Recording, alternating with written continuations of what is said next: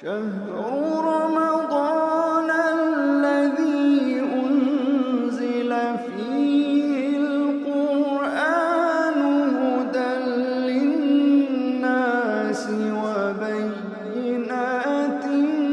من الهدى والفرقان. الحمد لله رب العالمين. الحمد لله حمد الشاكرين، وأثني عليه ثناء الذاكرين، لا أحصي ثناء عليه، هو جل وعلا كما أثنى على نفسه. وأشهد أن لا إله إلا الله وحده لا شريك له، وأشهد أن محمدا عبده ورسوله صلى الله عليه وعلى آله وأصحابه وسلم تسليما كثيرا. أما بعد، اتقوا الله تعالى، فإن من اتقى الله وقاه وأرشده إلى خير أمور دينه ودنياه. وتقوى الله جل وعلا هي خير زاد يبلغ إلى رضوان الله. وتزودوا فإن خير الزاد التقوى، واتقون يا أولي الألباب. جعلني الله وإياكم من عباده المتقين. يقول الله سبحانه وتعالى: ونفس وما سواها فألهمها فجورها وتقواها قد أفلح من زكاها وقد خاب من دساها. Et par l'âme, et c'est lui qui l'a harmonieusement façonné, et lui a alors inspiré son immoralité, de même que sa piété. A certes réussi celui qui la purifie, et est perdu, certes, c'est lui qui la corrompt. Allah tabaraka wa ta'ala nous montre à travers ces versets que l'âme est de deux sortes. Il y a l'âme qui aime le bien, qui est purifiée, et l'âme qui est incitée par le mal et qui est corrompue. Ainsi, le serviteur d'Allah doit chercher les moyens afin de purifier son âme, car Allah tabaraka wa ta'ala vit l'importance de l'âme. Il a juré par cette âme, wa nafsin wa ma sawwaha, et par l'âme est celui qui l'a harmonieusement façonné. A certes réussi, il connaîtra la félicité dans ce bas monde et dans l'au-delà.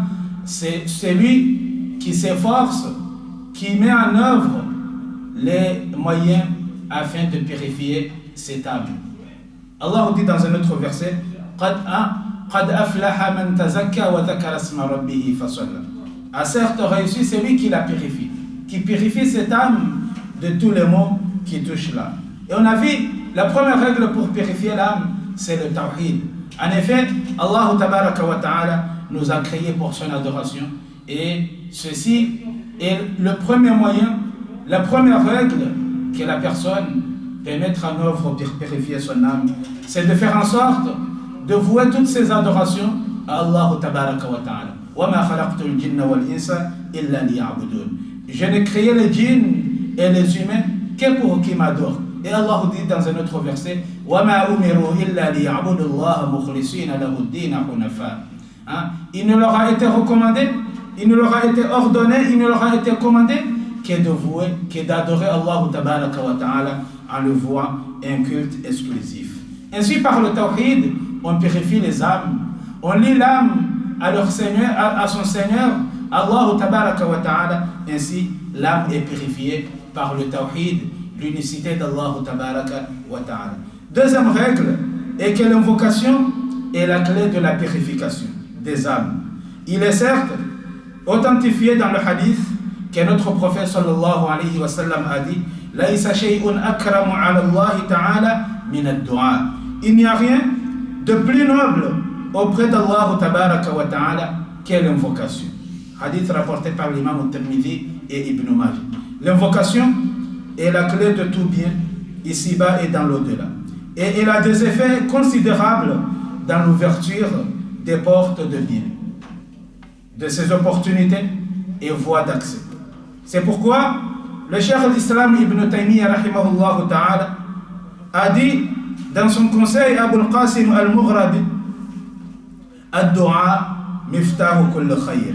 L'invocation est la clé de tout bien. L'invocation est la clé de tout bien. Ainsi, pour tout bien que l'individu espère et désire ardemment obtenir, sa clé est l'invocation. Donc, que celui qui désire purifier son âme se tourne vers Allah subhanahu wa ta'ala en l'invoquant, en multipliant les invocations, et Allah a promis de répondre à celui qui l'invoque. Et votre Seigneur a dit, invoquez-moi et je vous exaucerai.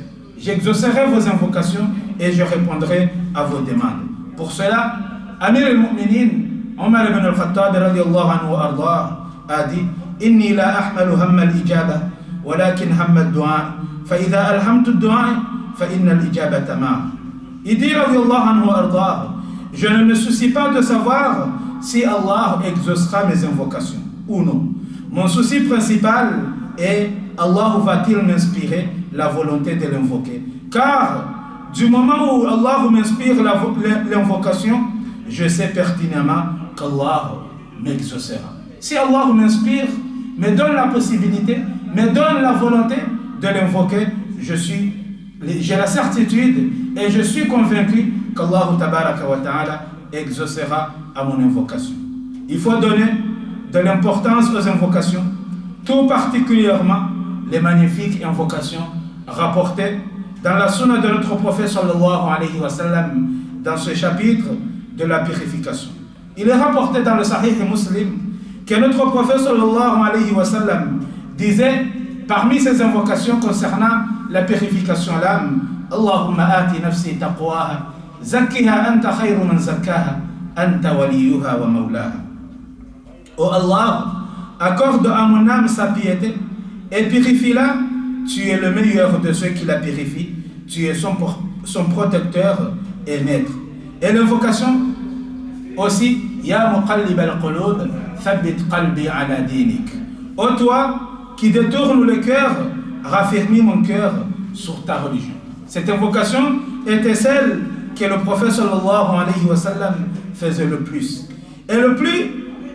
Et la plus grande des choses qui t'aidera à te soucier d'être attentif, à invoquer Allah azza wa jalla avec assiduité, afin qu'il purifie ton âme et que tu sois convaincu que la purification de ton âme se trouve entre les mains d'Allah azza wa jalla, entre les mains d'Allah tabaraka wa ta'ala, et c'est lui Allah subhanahu wa ta'ala qui purifie qui y fait. Comme Allah tabaraka wa ta'ala a dit, balillahu yuzakki man yasha.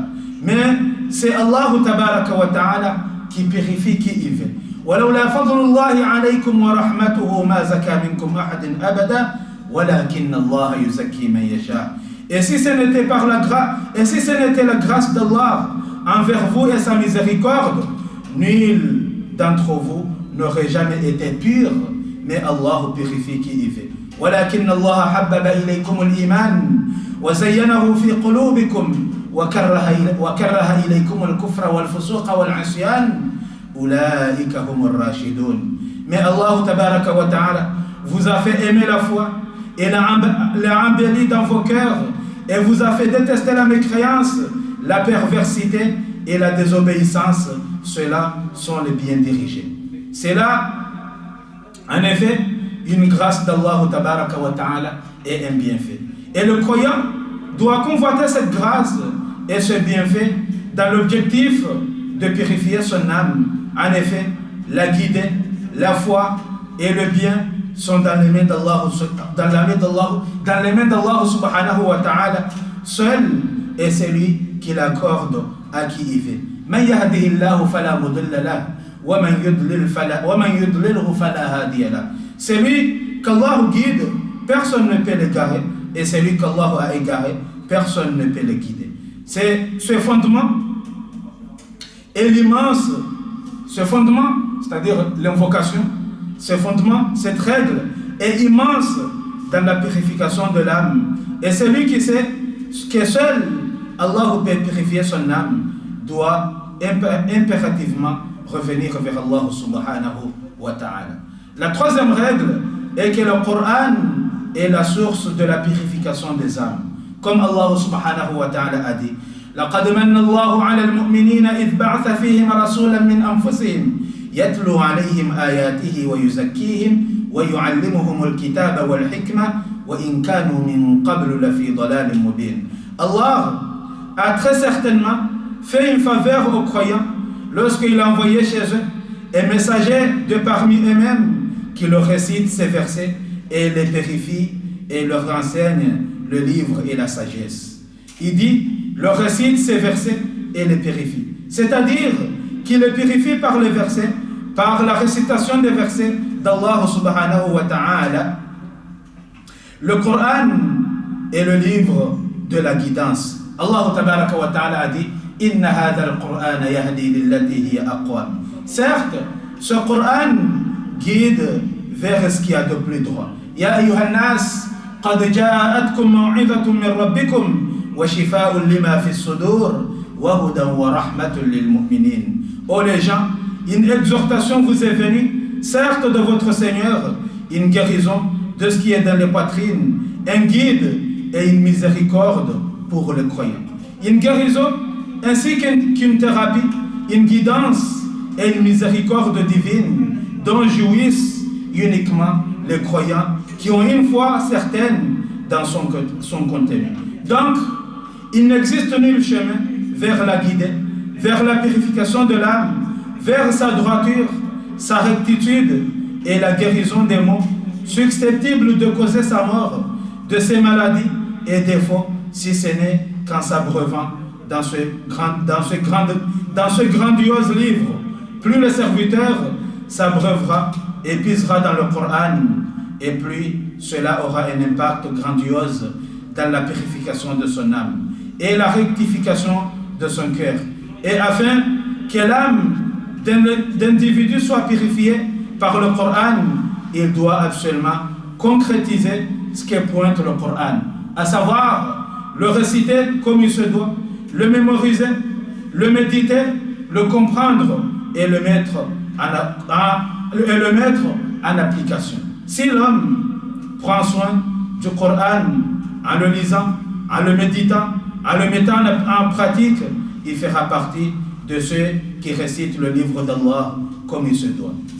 Quatrième, et pour finir, quatrième règle dans ce chapitre de la purification des âmes est de prendre la personne digne d'être imitée et l'excellent modèle à suivre, à savoir le messager sallallahu alayhi wa sallam. Celui qui veut purifier son âme se doit absolument de prendre pour lui-même une personne qui la prendra comme modèle à suivre. Et Allah subhanahu wa ta'ala a dit لَقَدْ كَانَ لَكُمْ فِي رَسُولِ اللَّهِ أُسْوَةٌ حَسَنَةٌ لِمَنْ كَانَ يَرْجُو اللَّهَ وَالْيَوْمَ الْآخِرِ. En effet, vous avez dans le messager d'Allah un excellent modèle à suivre pour quiconque espère en Allah tabaraka wa ta'ala et au jour dernier. Allah ordonne aux musulmans de prendre son envoyé pour modèle dans tous ses actes et paroles, aussi bien en situation de paix qu'en situation de guerre. Al-Hafiz ibn Kathir rahimahullah ta'ala a dit, ce noble verset est un grand principe dans le fait de prendre le messager d'Allah comme modèle dans ses paroles, ses faits et états. En effet, il n'est pas possible que les âmes se purifient et se bonifient si ce n'est qu'en suivant le messager d'Allah sallallahu alayhi wa sallam et en cheminant sur sa voie. Et Allah tabaraka wa ta'ala a dit قُلْ إِن كُنْتُمْ تُحِبُّونَ اللَّهَ فَاتَّبِعُونِ يُحْبِبُكُمُ اللَّهُ وَيَغْفِرْ لَكُمْ ذُنُوبَكُمْ وَاللَّهُ غَفُورٌ رَحِيمٌ. Dis, si vous aimez vraiment Allah tabaraka wa ta'ala, suivez-moi, Allah vous aimera alors et vous pardonnera vos péchés. Allah est pardonneur et miséricordieux. L'imam al-Hassan al-Basri rahimahullah ta'ala a dit, des gens prétendirent affirmer, nous aimons certes ardemment notre Seigneur. Allah révéla alors sa parole. Dit, si vous aimez vraiment Allah, suivez-moi, Allah vous aimera alors. Ainsi, les signes authentiques de la véracité, de l'amour et le suivi du messager d'Allah sallallahu alayhi wa sallam et le cheminement sur sa voie. C'est pourquoi le musulman doit dans ce chapitre impérativement prendre garde aux voies que les gens prétendent, que les gens inventent et dont ils prétendent qu'elles purifient les âmes à travers des chemins qu'ils imaginent, des voies qu'ils créent au sujet desquelles il n'existe aucune preuve ni origine dans le livre d'Allah et dans la sunna de son prophète sallallahu alayhi wa sallam. Tout ce que les gens inventent comme voie, prétendant qu'elles conduisent à la purification des âmes, n'y conduisent pas en réalité. La seule voie et la seule chose permettant d'obtenir la purification des âmes est le suivi du prophète sallallahu alayhi wa sallam. Ainsi on demande à Allah tabaraka wa ta'ala de purifier nos âmes, car Allah jalla jalaluhu est le seul qui purifie et qui est le maître et le protecteur de ses âmes. Et comme il disait le prophète sallallahu alayhi wa sallam, Allahumma ati nufusana taqwaha, zakiha anta khayru man zakkaha, anta waliyuha wa mawlaha. Allahumma ya muqallib al-qulub, thabbit qulubana ala dinik. On demande à Allah tabaraka wa ta'ala de nous faciliter de finir ce mois béni dans de bonnes conditions, dans les adorations, et on demande qu'Allah nous agrée et accepte nos œuvres durant ce mois de Ramadan, mais aussi durant les autres mois. Et une personne il avait demandé tout à l'heure des invocations pour sa mère qui est dans le coma. Allahumma shfiha wa afiha ya rabbal alamin. Allahumma rzuqha al-afiyata at-tamma. Allahumma rabban nas mudhhib al-ba's. Ishfi anta shafi la shafiya illa anta shifaan la yughadiru saqama. نسأل الله العظيم رب العرش العظيم أن يشفيها ويشفي جميع مرضى المسلمين. اللهم اشف مرضانا وارحم موتانا وعافهم مبتلانا يا رب العالمين يا ذا الجلال والإكرام. ربنا آتنا في الدنيا حسنة وفي الآخرة حسنة وقنا عذاب النار. وآخر دعوانا أن الحمد لله رب العالمين.